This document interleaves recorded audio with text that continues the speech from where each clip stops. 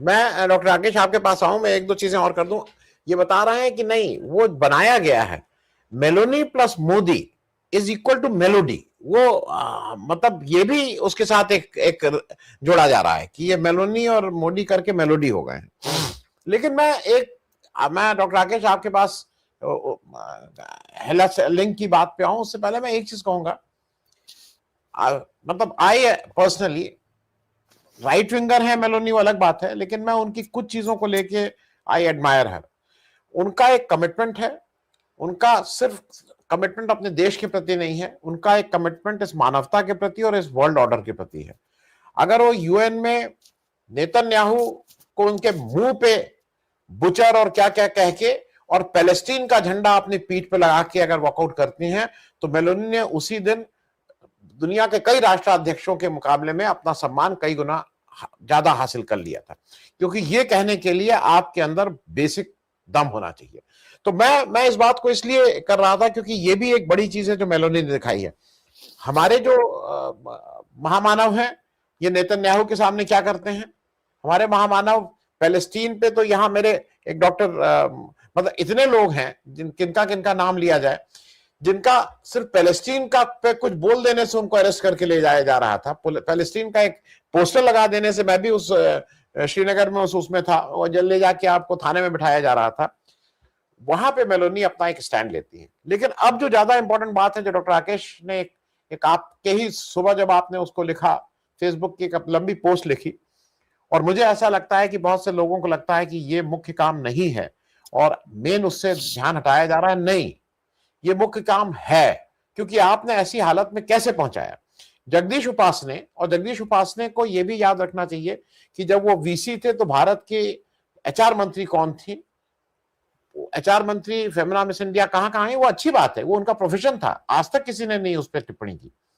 लेकिन अगर जगदीश उपासने, जो प्रसार भारती का चेयरमैन, जो इंडिया टुडे का एग्जीक्यूटिव एडिटर एक समय रहा, ये सारी जगहों का रहने वाला व्यक्ति, अगर एक एक लड़की की बिकनी की फोटो अटैच कर रहा है, तो मैं इस पे चाहूंगा कि ये जो ट्रोल नहीं, ये जो लोग हैं, ये इनका पब्लिक भर्त्सना होनी चाहिए। और आपने जो फेसबुक पे लिखा वो ठीक लिखा था, लेकिन मैं उस पर थोड़ा और रोशनी चाहूंगा। और इस मेलोनी वाली बात सेकेंडरी, लेकिन पहले जो आपने सुबह अपना अपना मैं केवल ये नहीं कहूंगा विरोध प्रकट किया था, आपने अपनी बात दमदार ढंग से और उस पे देश को भी बताया था कि ये जगदीश उपासने और ये लोग हैं किस मिट्टी के बने। डॉक्टर राकेश जी, आनंद जी, बहुत धन्यवाद।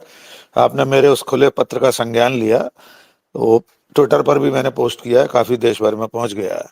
जगदीश उपासने इंडिया टुडे के कार्यकारी संपादक रहे, पांचजन्य और ऑर्गेनाइजर से जुड़े रहे हैं। माखनलाल चतुर्वेदी राष्ट्रीय पत्रकारिता विश्वविद्यालय के कुलपति रहे।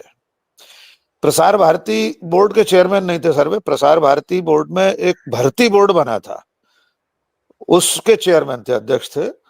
लेकिन इतने महत्वपूर्ण पदों पर रहने के बावजूद अपनी, चूंकि संघ की विचारधारा से वे कभी भी विलग नहीं हुए, इसलिए उनकी पोस्ट देखकर मुझे शुरू में एक पल के लिए आश्चर्य हुआ कि जो आदमी कुलपति रहा है, वो महिला की, एक बेटी की उम्र की एक महिला पत्रकार की बिकनी की तस्वीर साझा करके और बहुत गंदे शब्दों के साथ उसमें लिखा है। तो मैंने अपना एक विरोध दर्ज कराया है और बिंदुवार उनसे सवाल पूछे हैं कि हमारी तो संसद में ऐसे लोग बैठे हुए हैं, और आपने बिल्कुल ठीक कहा, हमने कभी उसका विरोध नहीं किया।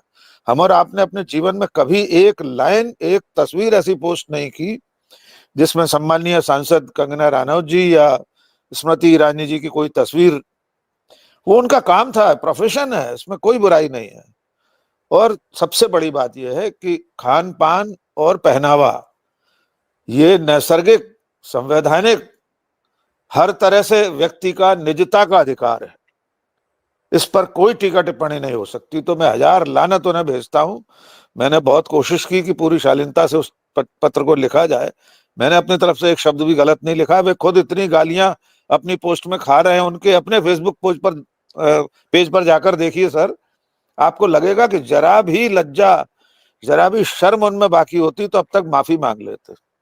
लेकिन उनसे ऐसी आशा नहीं करना चाहिए। जिस विचार परिवार का शीर्ष पुरुष महिला को 50 करोड़ की गर्लफ्रेंड कहता हो, संसद में अपनी ही दूसरी पार्टी की महिला सांसद को शूर्पणखा से उसकी हंसी की तुलना करता हो, नेता प्रतिपक्ष, क्षमा कीजिए, सब देश की सबसे पुरानी पार्टी की मुखिया, यूपीए की चेयरपर्सन को जर्सी गाय कहता हो, 3 बार की मुख्यमंत्री के बारे में दीदी ओ दीदी एक सड़क छाप अंदाज में उच्चारित करता हो, उसके अनुयायी या उसके समर्थकों से शालीनता और सभ्यता की उम्मीद करना बबूल पर गुलाब ढूंढने की तरह है।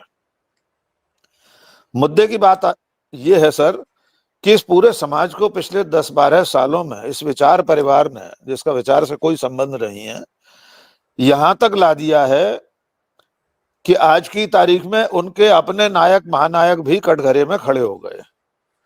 ये इन्हीं की करनी है कि आपने नेहरू जी के इतने उदाहरण दे दिए। इन्होंने अतीत के हर नायक महानायक की चरित्र हत्या में कोई कसर नहीं छोड़ी। तो आज सवाल तो उनके नेता से भी होंगे। मैं मनोरमा जी की बात से सहमत हूं कि दो व्यक्तियों के बीच में किसी खास तरह का रिश्ता हो सकता है, तादाद में हो सकता है, मित्रता भी हो सकती है, भावनात्मक लगाव भी हो सकता है। हम इससे आगे बढ़कर भी कह सकते हैं और हम उसका पूरा सम्मान करेंगे। कोई प्लेटोनिक लव जैसी चीज भी अगर हो तो हम सैल्यूट करेंगे देश के प्रधानमंत्री को। वे चाहें तो इसको उद्घाटित करें, चाहें तो इसका ऐलान करें, न भी चाहें तो ये उनका अधिकार है। जरूरी नहीं कि हमारी तरह वे अपने प्रेम का डंका बजाकर ऐलान करें। हम वहां तक उनके इस रिश्ते का सम्मान करते हैं। लेकिन क्या सचमुच में अंतरराष्ट्रीय राजनय में, डिप्लोमेसी में ऐसा करने से हमारे देश के हित सध रहे हैं? आपकी इस विदेश यात्रा में क्या आप वहां से कुछ लेकर आ रहे हैं देश के लिए? आपने फिलिस्तीन का उदाहरण दिया, जॉर्जियो मेलोनी का। एक और उदाहरण हम जोड़ लेते हैं सर। अभी जो युद्ध चल रहा है ईरान के खिलाफ अमेरिका और इजराइल का, इन्हीं मेलोनी साहिबा ने कितनी बार राष्ट्रपति डोनाल्ड ट्रंप और अमेरिका को आंखें तरेर कर दिखाई हैं कि ये लड़ाई हमारी नहीं है, हम इसमें शामिल नहीं होंगे। और एक हम है कि हमारे प्रधानमंत्री आज तक ईरान के सर्वोच्च नेता की हत्या पर शोक नहीं जता सके हैं, ईरान पर हमले की निंदा नहीं कर सके हैं।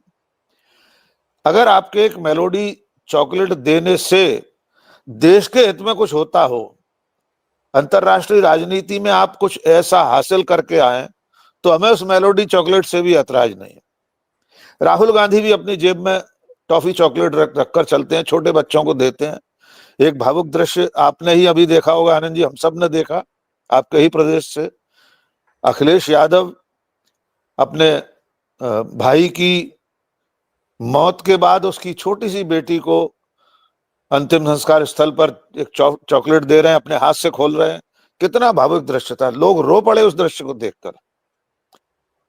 तो चीजें कब किसको दी जा रही हैं, किस भाव से दी जा रही हैं, मंतव्य क्या है, और क्या सचमुच में प्रधानमंत्री पद जैसे गरिमामय पद पर बैठे हुए व्यक्ति के द्वारा इस तरह की रील बनाना, खी के जरिए अंतरराष्ट्रीय राजनीति में दूसरे देशों के मुखियाओं से गले मिलना, पेंगुइन की तरह अपने डैने फैलाकर अबू धाबी के शेख की तरफ उड़ते हुए जाना, ये सब भारत और भारत के प्रधानमंत्री के पद की गरिमा के अनुकूल नहीं है।